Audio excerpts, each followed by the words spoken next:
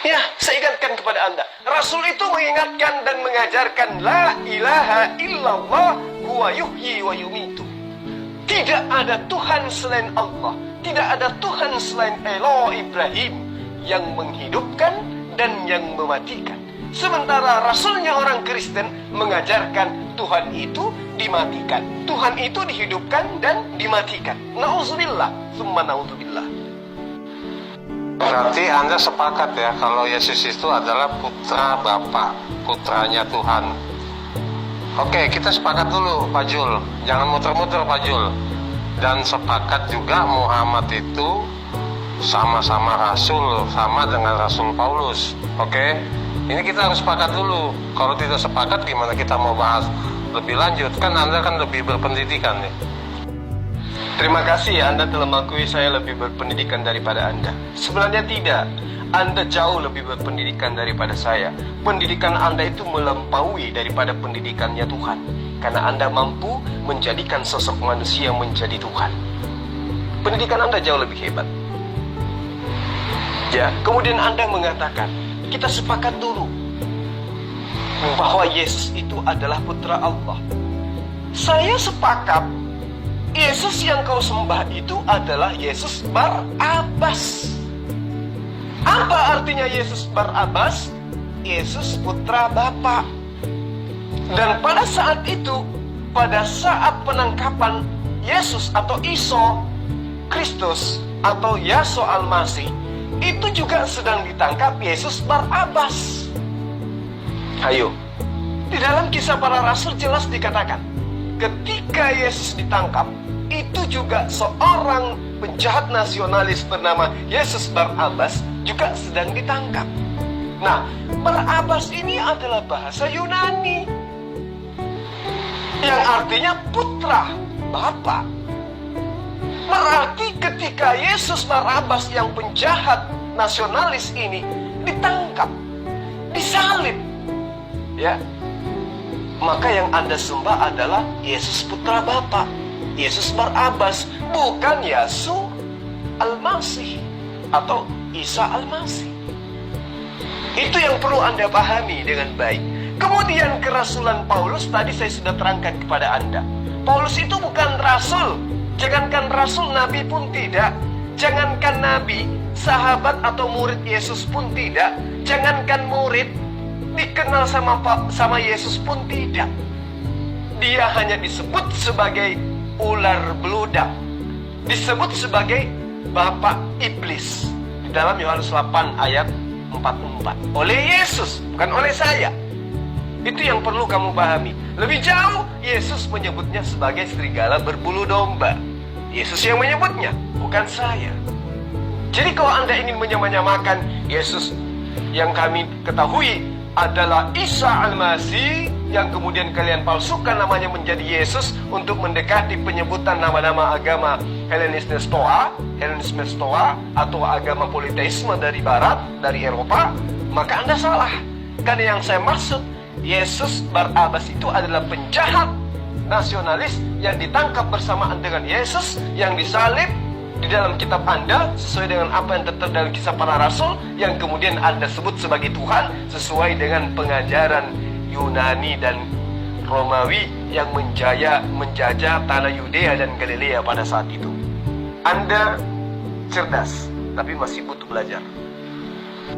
Jelaskan saja sama saya, siapa itu Israel?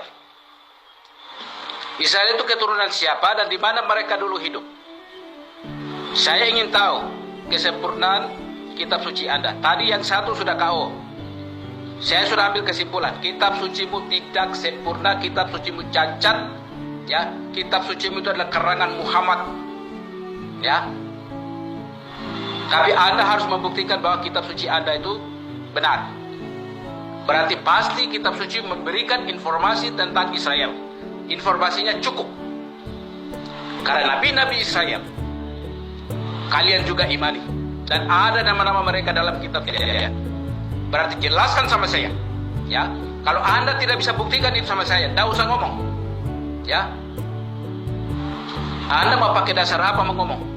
Tidak usah ngomong kalau Anda tidak bisa buktikan, ya. Ayo, siapa itu Israel? Siapa nenek moyang Israel? Dan di mana mereka hidup dulu? Ayo. Pendeta kumis kuning, umat Islam itu bukan umat penjilat. Al-Quran itu bukan buku biografi yang harus menuliskan tentang sejarah Abrahamaik secara lengkap. Nggak penting. Kalau Anda mengatakan Al-Quran itu tidak lengkap, hukum apa yang Anda cari dalam Al-Quran yang tidak ada? Semua sudah lengkap. Al-Quran itu adalah kitab hukum-hukum, bukan buku biografi yang cacat seperti kitab Anda. Anda mengatakan siapa nenek moyang Israel? Ya, nenek moyangnya tentu Abraham. Karena Israel berasal dari Yakub.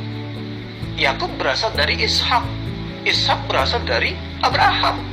Jadi nenek moyangnya adalah Abraham. Kan gitu. Nah, nenek moyangnya orang Papua siapa? Sehingga Anda mengaku bahwa Anda itu adalah Bani Israel. Nenek moyangnya orang Makassar siapa? Sehingga Anda harus mengajarkan tentang kekristenan kepada kami orang Makassar. Anda tentu tahu kan, nenek moyang daripada Bani Israel itu adalah Abraham. Ketika Anda mengatakan Al-Quran tidak lengkap, hukum apa yang Anda ingin cari dalam Al-Quran? Semua lengkap dalam Al-Quran. Tentang apapun itu yang berkaitan dengan kemaslahatan hidup manusia, sempurna tersimpul di dalam Al-Quran. Bagaimana dengan kitab Anda? Adakah dalam kitab Anda ajaran tentang nikah? Apa syarat sah nikah di dalam kitab Anda? Nggak ada kan? Ayo, bagaimana kemudian Anda dituntun di dalam ajaran agama Anda untuk membersihkan diri? Apakah ada ajaran mandi junub? Apakah ada ajaran di dalam perjanjian baru yang Anda miliki bagaimana mentahirkan diri? Nggak ada kan? Jadi kitab Anda lah yang cacat. Anda bangga mungkin karena di dalam kitab Anda ada silsilah. Justru karena adanya silsilah diceritakan dalam kitab Anda, membuktikan kitab Anda bukan firman Tuhan, melainkan buku biografi yang ditulis oleh orang-orang yang tidak dikenal. Itu yang perlu pendeta kumis kucing pahami dengan baik. Pak Jul, ya, nggak usah muter-muter Pak. Itu kan statement Anda tadi, ya kan, mengatakan bahwa Yesus adalah putra Bapa, ya. Lalu Anda membuat analisa kalau Muhammad dan Rasul Paulus itu adalah sama-sama Rasul, ya. Itu kan tadi Anda yang mengatakan semua. Sekarang pertanyaan saya cuma satu, Anda sepakat atau tidak? Jangan muter-muter Pak. Saya nggak butuh mantra-mantra itu Pak. Saya hanya butuh kata mengulang statement Anda yang tadi. Anda sepakat atau tidak? Intinya itu aja Pak.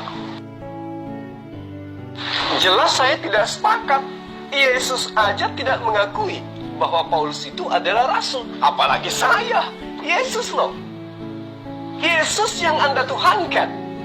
Dikarenakan oleh kerasulan Paulus menurut iman Anda tidak diakui kerasulannya oleh Yesus. Apalagi saya yang nyata-nyata menyembah esensi yang sama dengan Yesus. Ya toh? Yesus sudah mengakui dengan jelas, ya. Dia jelas mengakui. Wa iz qala Isa banu Maryam ya bani Israel inni rasulullah ilaikum musaddiqan lima bayna yaday minat Taurat. Yesus sendiri mengakui dirinya rasul. Bagaimana mungkin kemudian ada sosok yang tidak dikenal oleh Yesus menjadi rasul dan mengaku dirinya diutus oleh Yesus? Kalau Paulus itu utusan Yesus, dia tidak pantas disebut rasul. Dia disebut sebagai murid. Karena yang disebut sebagai rasul hanya utusan Allah. Yesus bukan Allah. Maka ketika Yesus mengutus, maka yang diutus itu sebutannya adalah murid. Nah, di mana kemudian orang-orang yang diakui oleh Barat sebagai murid Yesus laksana Paulus menjadi rasul? Di Indonesia. Di Indonesia lah kemudian orang-orang yang dinobatkan Eropa menjadi utusan Yesus menjadi rasul. Jadi kamu harusnya punya malu menyebut Paulus itu sebagai rasul. Karena rasul itu hanya hak ciptanya Al-Quran. Nabi-nabi di masa kenabian yang diutus kepada Bani Israel, kitab Tanakh tidak ada satu kata pun menggunakan kata rasul. Tidak ada satu kata pun di dalam kitab Tanakh yang menggunakan kata rasul. Begitupun kata nabi, mereka hanya menggunakan kata nafi atau nafiyin. Itu yang perlu kamu pahami dengan baik. Jadi kalau kau bertanya, berarti kamu mengakui kerasulan Paulus? Jangankan saya, Yesus pun tidak mengakui kerasulan Paulus, apalagi saya. Saya Muslim, Yesus Muslim. Sama-sama nggak mengakui penjagal itu sebagai rasul. Karena yang dikatakan rasul adalah orang yang menerima firman dari Allah dan ditugaskan oleh Allah untuk menyampaikan firman itu kepada manusia atau kepada kaumnya atau kepada umatnya. Paulus tidak, dia tidak mendapatkan titah dari manapun. Jangankan dari Allah, dari Yesus pun tidak. Jadi dia tidak pantas dinobatkan menjadi rasul. Kenapa saya katakan dia rasul? Karena dia kamu imani sebagai rasul. Dalam arti kata rasul bagi orang Kristen, orang yang menganut ajaran agama Helenisme, Stoa atau Polytheisme, banyak dewa-dewa. Kan gitu. Kemudian mengenai Yesus putra Allah. Yesus disebut sebagai putra Allah itu karena Allah ingin mensucikan dirinya dari tuduhan Bani Israel yang mengatakan Maria berzina sehingga lahir Yesus. Sehingga Allah yang mengakuinya bahwa dia adalah putranya, dia adalah utusannya. Layaknya Daud disebut sebagai putra sulung. Layaknya nabi-nabi sebelumnya disebut sebagai putra atau anak-anak Allah atau putra-putra Allah. Artinya orang-orang yang dekat kepada Allah, orang-orang yang dimuliakan oleh Allah, orang-orang yang dikuduskan oleh Allah. Itulah yang dimaksud. Nah, adapun Yesus Barabas, Yesus putra Bapa, itu di dalam kitabmu yang disalib, yang kemudian kamu sebut, dan orang Roma menyebutnya dengan sebutan Yesus putra Bapa karena menggunakan kata Barabas, dan dia adalah penjahat nasionalis yang dikejar-kejar oleh kekaisaran Romawi kala itu. Ya, jadi Anda saudara harus belajar lagi, ya, karena kebenaran itu mutlak absolut, tidak bisa ditawar-tawar, hanya ada di dalam ajaran agama Islam. Oke. Saya kasih tahu kepada Anda. Saya tanya dulu kepada Anda. Mari kita bersoal jawab. Siapa malaikat yang berbicara kepada Muhammad? Siapa nama malaikat itu? A'udzubillahi minasyaitonirrajim. Bismillahirrahmanirrahim. Ini pertanyaan yang sangat bagus. Dinyatakan dalam Al-Quran, Qul man kana aduwal li Jibril fa innahu nazzalah ala qalbika bi'idznillah musaddiqan lima baina yadayhi wa hudan wa mubasysyiran lil mu'minin. Jadi jelas dikatakan bahwa yang datang mewahyukan Al-Quran kepada Muhammad sallallahu alaihi wasallam adalah malaikat Jibril. Itu dikatakan di dalam Al-Quran.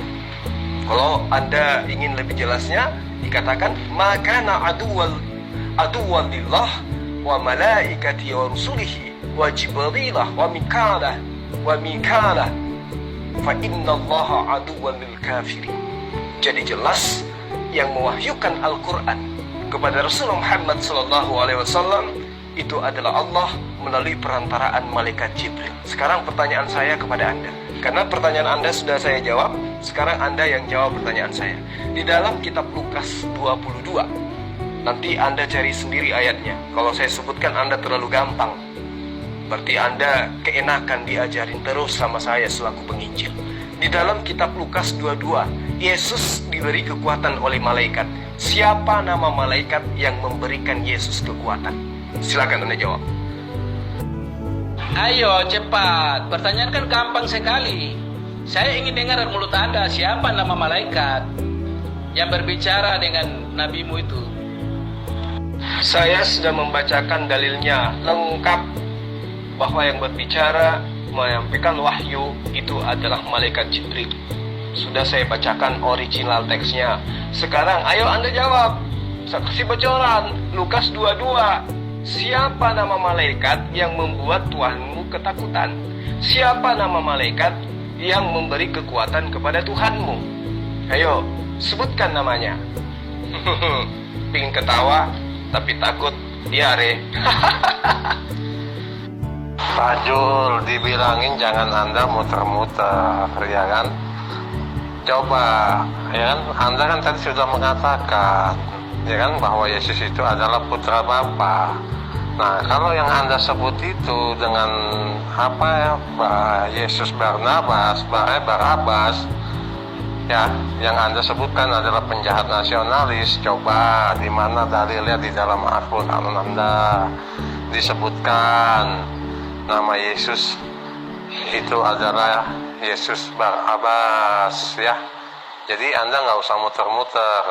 Sudah jelas-jelas di dalam bahasa Ibrani itu tidak ada yang namanya putra yang namanya Yesus Barabas. Sudah jelas-jelas bahwa itu adalah putra Bapa.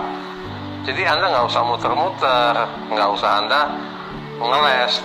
Yang pertanyaan saya adalah tunjukkan dalilnya. Kalau Anda tidak bisa menunjukkan dalilnya, berarti perkataan Anda ini adalah dusta. Ya, perkataan Anda ini adalah dusta. Anda ini apa ya? Yang saya maksud Yesus putra Bapa itu adalah yang disalib. Itu yang perlu kamu paham. Baca Matius 27 ayat 17. Ya, ada banyak orang mempertanyakan siapa sebenarnya Yesus Barabas. Jangankan orang-orang yang saat sekarang, masa dulu pun mereka bingung. Baca kisah para rasul. Orang-orang sudah mengatakan Yesus mati, tapi Paulus mengatakan tidak, Yesus itu masih hidup. Nah, itu disebabkan karena apa? Karena adanya penjahat nasionalis bernama Yesus Barabas. Ini perlu Anda ketahui dengan baik. Ya, saya sedikit ingin mengajarkan Anda supaya Anda tidak bersembunyi di balik kata-kata yang saya sudah sampaikan kepada Anda. Di dalam Matius 27 ayat 16, ya, Barabas itu adalah seorang penjahat yang sangat terkenal. Lukas 23 ayat 19 dan juga ayat 25, ya, mudah-mudahan saya nggak salah. Itu jelas beliau Yesus Barabas ini dikenal sebagai seorang pembunuh. Ya toh? Barabas adalah seorang tokoh mesianis.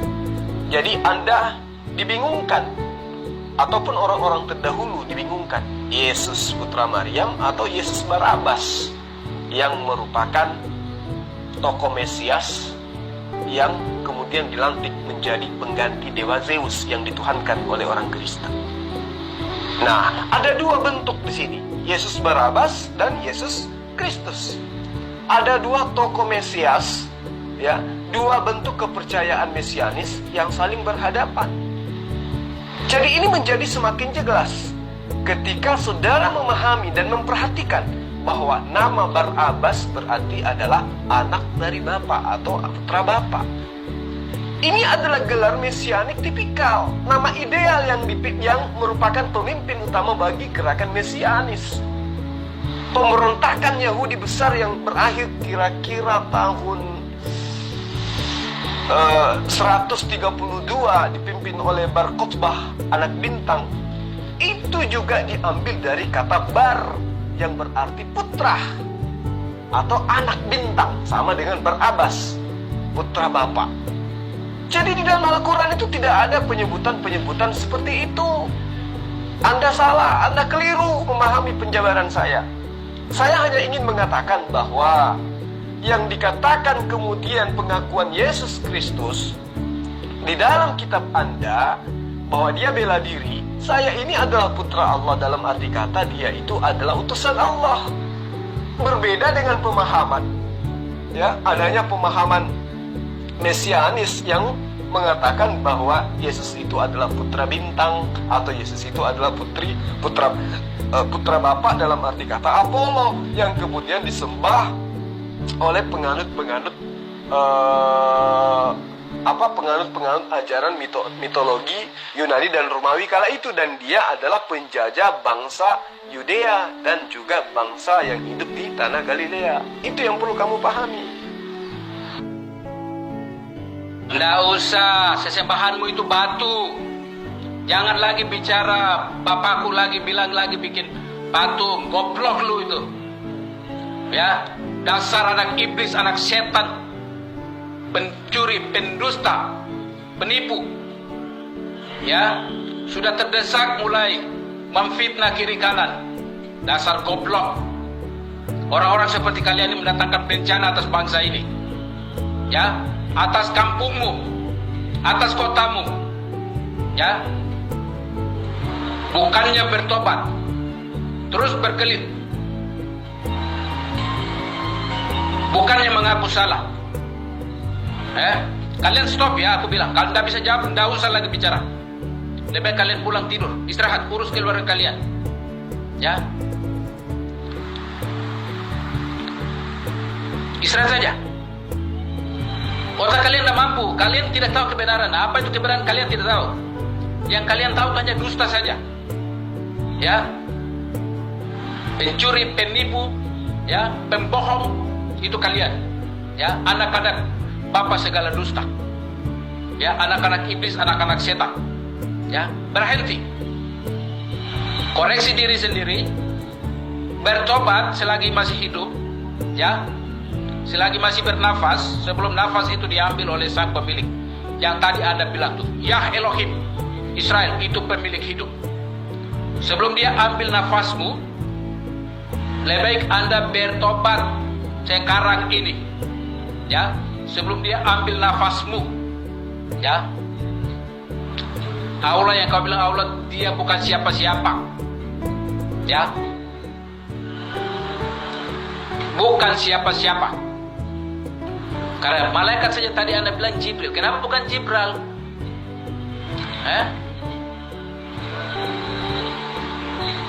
Menguak fakta. Ya.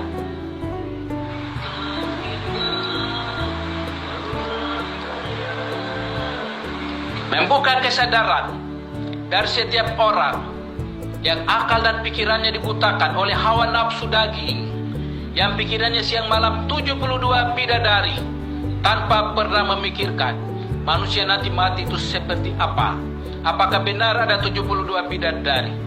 Apakah benar ada pesta seks? Mau pesta-pesta di sini saja. Jawa itu kan pusat pelacuran. Anda melacur saja di situ, jangan ke 72, mau dapat 100 juga bisa. Terlalu banyak pelacur di situ. Mau 100, mau 1000 juga bisa. Ya, ngapain 72? Batasi-batasi orang. Bikin aja seenak Anda. Mau berapa banyak silakan. Ya. Anda puas-puaskan dari sekarang sebelum Anda hangus di neraka. Rugi. Sekarang tidak bikin, nanti lagi kesana lagi masuk neraka lagi. Dapat apa Anda? Ya. Kalau Anda mau bertobat syukur. Malam. Ya. Ninggalkan jalan sesat yang selama ini Anda ikuti. Loh, kenapa jadi kesurupan kayak gini? Bukankah setiap pertanyaan Anda itu sudah dijawab dengan baik? Terutama pertanyaan Anda terhadap saya tentang siapa nama malaikat yang menyampaikan wahyu kepada Rasulullah Muhammad SAW. Kan saya sudah bacakan ayatnya tadi. Nah, ketika saya tanya kepada Anda, siapa nama malaikat yang membuat Yesus ketakutan sekaligus memberikan kekuatan kepada Yesus? Siapa nama malaikat tersebut? Jawab dong. Jangan kesurupan. Masa kumis saja yang panjang, paparannya enggak seperti selevel dengan kumisnya? Semangat, tapi jangan emosi gitu loh. Santai-santai. Oke, kalau tidak ada lagi tanggapan dari Pak Zulkifli Abbas mengenai dialog hari ini bersama saya, IM Kio, bahwa Pak Jul ini telah mengingkari perkataannya. Jadi saya mengambil kesimpulan bahwa di sini Pak Jul ini telah mengingkari ucapannya yang tadi dia mengatakan membuat satu perbandingan antara nama Muhammad bin Abdullah dengan Rasul Paulus, ya kan?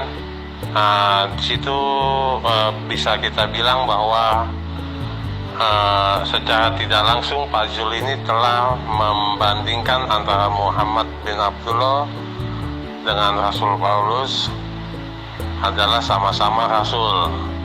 Nah, ketika dikonfirmasi kembali, dia mengingkari statementnya, ya, dia telah mengingkari bahwa Pak Jul ini telah berbohong dalam arti kata ingkar. Ya, begitu juga ketika dia menyebutkan nama Yesus adalah putra Bapa dan dia ingkari kembali. Nah, lalu dia memberikan cerita-cerita atas asumsinya yang tanpa dalil atau tanpa bukti. Jadi saya anggap itu adalah dusta, itu adalah pembohong, itu adalah bohong besar buat kami umat Kristen. Oke, sekian. Itu closing statement dari saya. Selamat malam, dan silakan Anda merenungkan semua kawan-kawan yang ada di grup ini. Saudara bernama AM Kyo, kayaknya Anda ini orang Cino, ya, Cino yang cakep, ganteng, gagah. Sayang tidak bisa nangkap paparan saya. Muhammad disebut Rasulullah, Yesus disebut Rasulullah karena memang diakui di dalam Al-Quran. Wa iz qala Isa bin Maryam ya bani Israel inni Rasulullah ilaikum musaddiqan lima baina yadayya minat Taurat. Jelas kok diakui oleh Allah bahwa Yesus itu atau Isa alaihissalam yang kemudian dipalsukan namanya menjadi Yesus itu adalah Rasul, utusan yang diutus kepada Bani Israel. Demikian juga Muhammad sallallahu alaihi wasallam. Ya, qul ya ayuhan nas inni rasulullah ilaikum jami'a. Kalau Isa atau Yesus itu rasul hanya untuk Bani Israel. Tapi Muhammad SAW oleh Allah diperintahkan, diutus sebagai rasul bagi seluruh umat manusia. Ya ayuhan nas inni rasulullah ilaikum jami'a. Saya ini sesungguhnya adalah utusan Allah untuk kalian semua. Nah, Anda mengakui Paulus itu adalah rasul. Mana pengakuan dari Allah, mana pengakuan dari Yesus kalau dia itu adalah rasul? Nah, tadi Anda mengatakan saya menyamakan antara Muhammad dengan Paulus. Betul. Kedudukannya memang tidak seimbang kalau Yesus Anda membandingkan dengan Muhammad. Kenapa? Muhammad hanya rasul. Yang Anda harus bandingkan ya Paulus. Karena di dalam iman Anda yang rasul itu adalah Paulus. Kalau Anda ingin membandingkan Muhammad dengan Yesus, beda jauh. Muhammad hanya manusia, Yesus katanya Tuhan. Maka yang membandingkan antara Yesus itu adalah Allah, Hasem, yang harus dibandingkan dengan Yesus, bukan Muhammad. Kalau Muhammad SAW harus dibandingkan dengan Paulus, karena Paulus menurutmu adalah rasul. Itu maksud saya. Bukan saya mengakui kerasulan Paulus. Kan saya sudah jelaskan kepada Anda. Yang dimaksud rasul itu adalah utusan Allah. Paulus, jangankan Allah, Yesus pun tidak kenal. Bagaimana mungkin dia itu adalah rasul? Anda harus pahami itu dulu. Bahkan saya jabarkan, rasul itu, Paulus itu nanti disebut rasul ketika masuk ke Indonesia oleh lembaga lupa ayat Injil. atau LAI. Di luar sono, Paulus itu nggak disebut sebagai rasul.